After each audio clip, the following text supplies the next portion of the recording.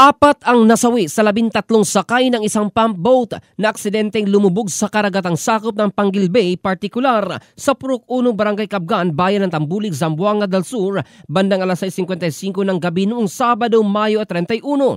Ayon sa ulat mula sa Tambulig Municipal Police Station, agad silang rumesponde kasama ang mga tauhan ng MDRRMO Tambulig at agad nagsagawa ng search and rescue operation.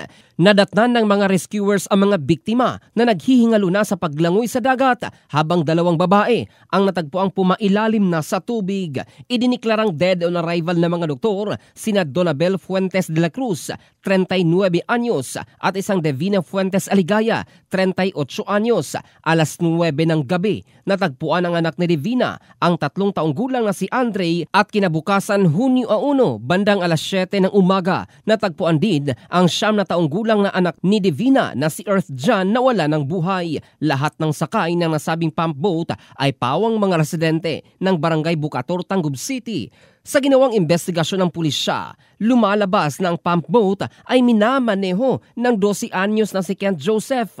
Galing sila sa Barangay Balas, Aurora, Zamboanga del Sur patungo sa Barangay Bukator, Tangub City. Pagdating sa bahagi ng Panguil Bay, bigla umanong pumalya ang makina ng bangka kasabay ng malalakas na alon na siyang naging sanhi ng paglubog nito. Karamihan sa mga sakay ay pawang mga menor de edad.